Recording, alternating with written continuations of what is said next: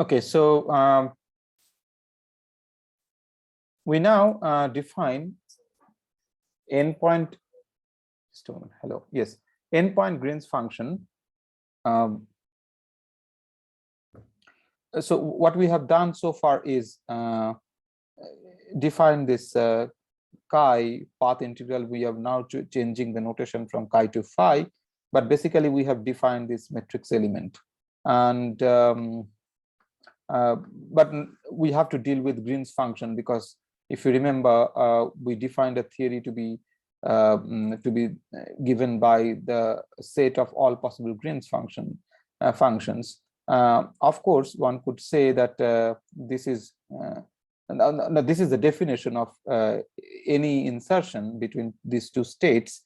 But what are the minimal amount of information that one should write down that encodes results of any computation? Those are the Green's function. So this Green's function will correspond to having this insertion will be multilinear in the fields, and therefore the Green's function should be defined.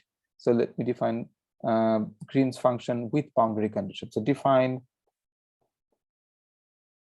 endpoint Green's function with boundary condition, and that's given by GIFN x1 to xn, which is defined to be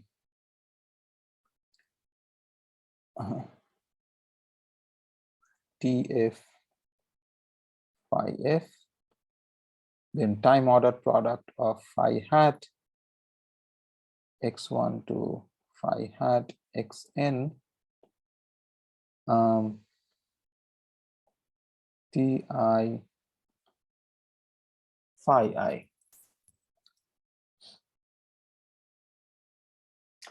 And therefore that is given by the normalization according to the path integral statement that we just discussed before, is given by e to the power I by h bar s phi phi x1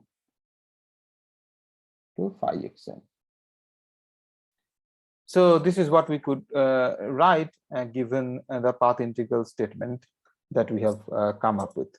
Now the question is that diagrams that we had seen earlier in the word line theory, we came up with this diagrammatics of all the calculations of the Green's functions. Are they given in terms of these Green's functions? How are they? Question is, how are the diagrammatic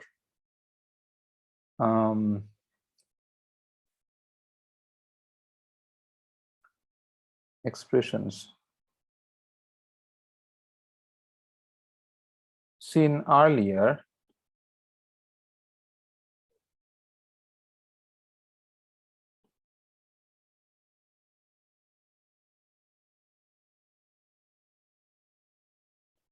related to this endpoint Green's function with boundary condition IF? To answer that, you see, recall that for n equal to 2, we already know the answer. Recall, for n equals 2, we already know the answer, which is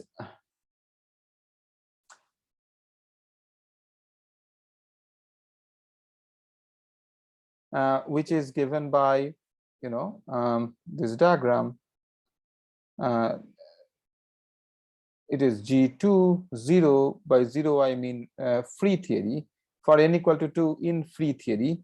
So that is what I'm looking at, is given by the vacuum expectation value of time ordered product of phi hat x1 phi hat x2, which we calculated in terms of in both using field theory, canonical quantization, and the path integral, a word line path integral. So this 0 refers to free theory.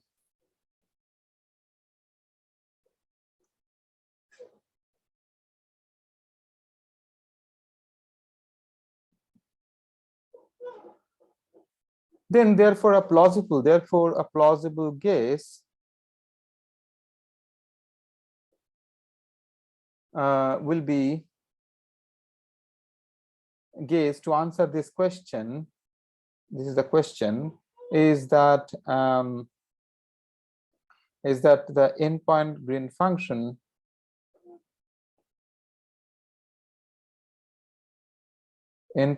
function for which we had diagrammatic representation earlier in using word line theory must be given using field theory by the vacuum expectation value of time ordered product of phi hat x1 to phi hat xn.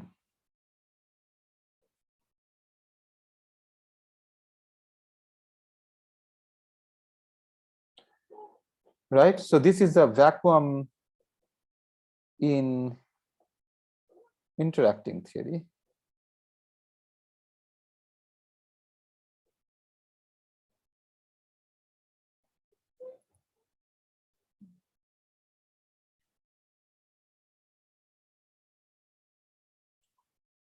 Okay, because the vacuum in interacting theory and the vacuum in free theory are not same, in the sense that when you have say chi equal to 0 is our vacuum, and then free theory means only having half m square chi square term in the potential and ignoring all these lambda couplings.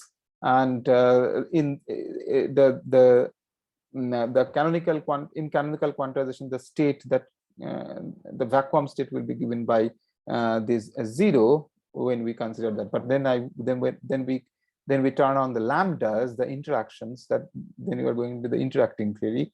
The vacuum will be corrected, as I mentioned. There will be quantum corrections.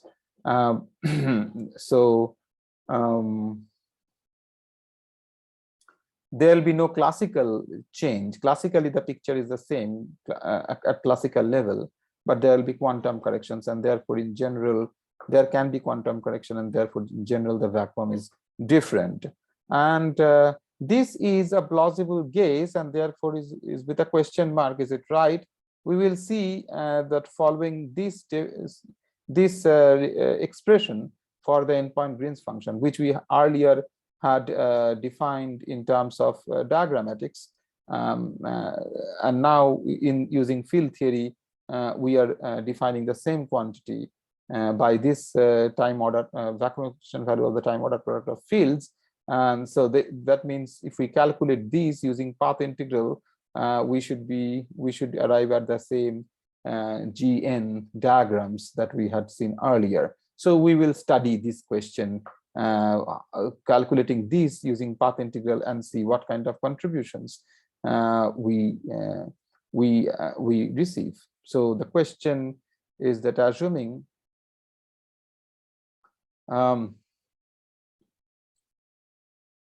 the above is right, what is the path integral description of the right hand side is the question number 1. And then with that path integral expression, what kind of diagrams do we get the same diagrams? So that those are the two questions. The question that what is the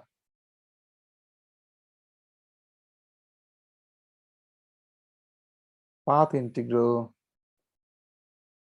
representation of the right hand side, and what diagrams does it produce?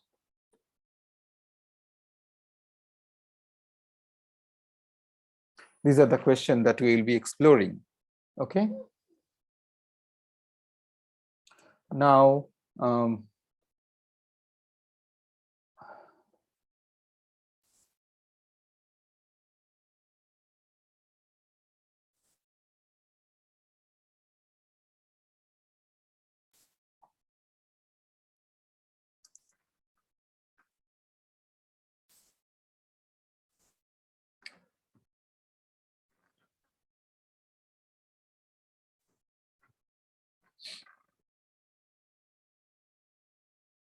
so the question is that how this right hand side should be related to this path integral statement. In other words, assuming this this is right, how Gn should be related to GNIF.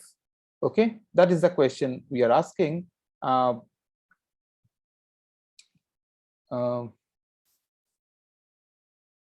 hope it is getting recorded. Just a moment. Okay, so the answer is that GNIF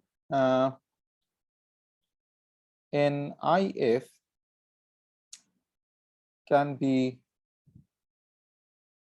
directly related to Gn when Ti goes to minus infinity and Tf goes to plus infinity.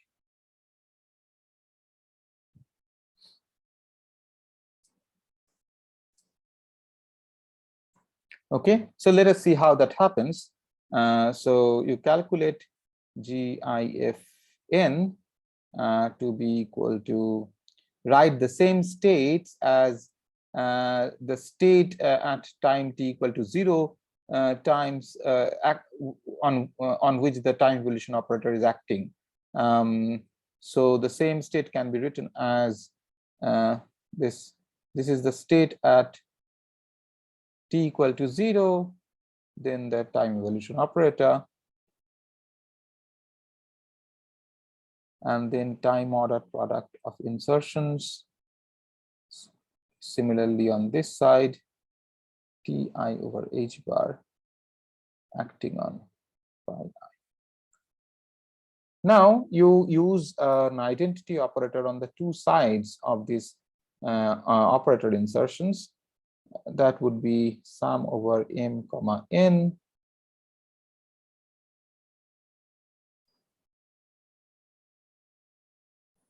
phi f e to the power minus I h t by h bar m t n e to the power I h t I over h bar phi I. Okay, here m the set of all states in the Hilbert space will be given by vacuum state, which is the minimum energy state, plus excited states, and these excited states, for example, for the free theory. For example, in free theory, they are given by P1, the single particle state with momentum P, then two particle states with momentum P1, P2, and so on. These are the states that you got in canonical quantization of Klein-Gordon field in your QFT1 course. Now,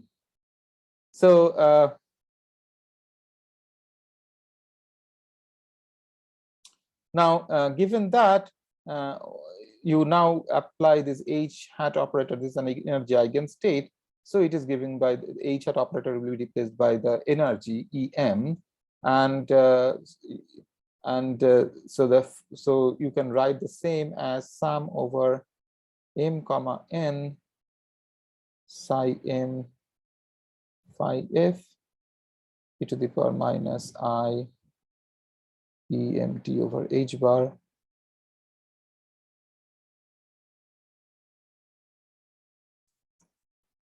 times e to the power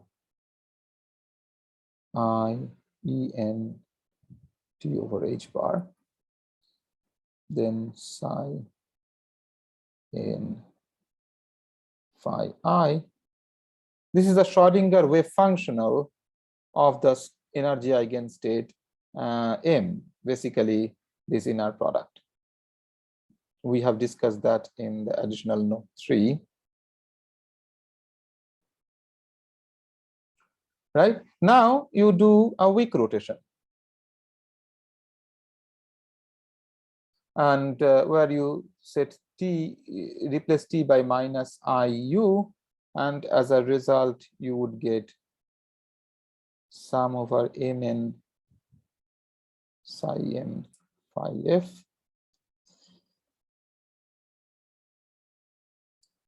e to the power minus em uf by h bar times m t n e to the power en ui over h bar I psi n phi f. So then you take uf going to plus infinity, future infinity, and ui going to past infinity, minus infinity. Then if you take that limit, then you see that all the excited states whose energies are more than E omega, omega is the vacuum. So all the excited states energies will be more suppressed than the vacuum. And therefore you can neglect all the excited states energy contributions, those terms. And if the vacuum is so that is one point. So contribution from vacuum dominates. So in this case, contribution from vacuum omega dominates. Simply because E omega is less than E excited.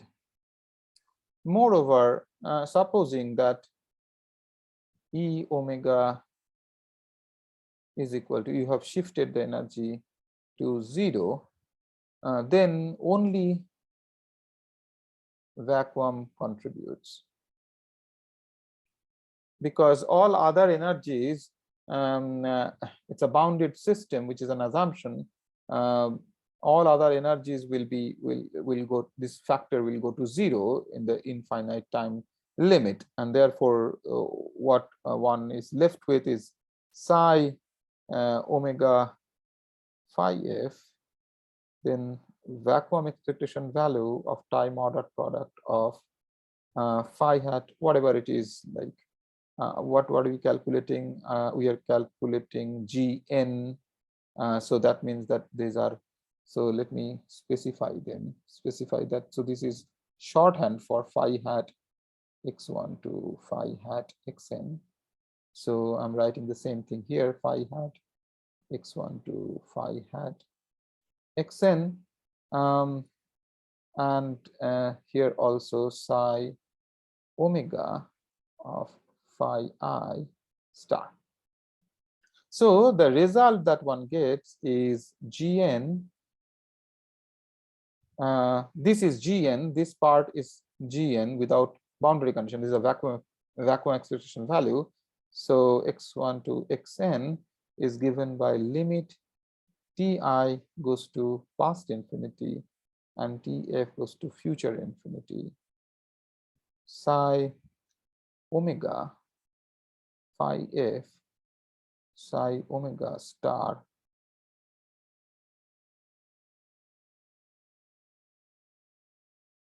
phi I inverse GNIF x1 to xn.